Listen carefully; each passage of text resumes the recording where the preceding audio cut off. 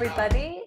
Welcome to Politics, Power and Resistance, week 6, when we're talking about stigma. And I'm absolutely honored today to be joined by Professor Imogen Tyler, who's Professor of Sociology at Lancaster University in the UK. She's also the head of the Department of Sociology.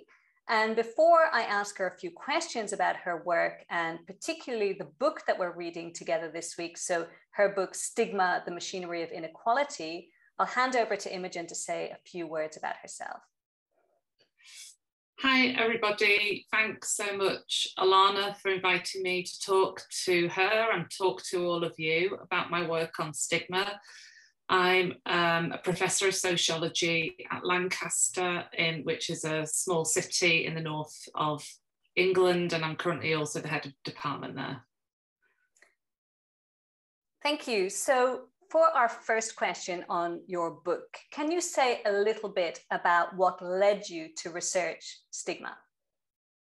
I think there's several ways to answer this question, but I think the main one for me is that I'm doing more activist work with communities who are living in poverty and suffering from what we call austerity in the UK, which is cuts to the welfare state. And the ways in which the people I was working with through this community work and activist work were talking about how they felt stigmatized for being in poverty, for living with poverty, and how they were struggling, they felt that stigma through their interactions in their everyday lives. But when I looked at the sort of academic literature on stigma, a lot of it which focuses on particular conditions, so it focuses, for example, on mental health conditions, or the stigma of something like schizophrenia, or the stigma of depression or anxiety, and how to overcome stigma in order to access services.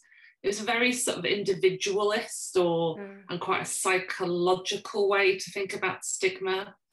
While in my work with people who were experiencing stigma because they, for example, were accessing welfare benefits, they were talking about how television, newspapers, welfare workers were stigmatizing them, and how stigma was coming from all of these places and how it made them feel. And I could see this gap where the literature, the more psychological or medical literature, wasn't really thinking about where stigma was coming from.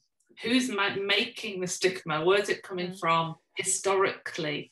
And how does it relate to other questions about power and how people are governed? And I wanted to start thinking about those questions of power, politics, history, and stigma.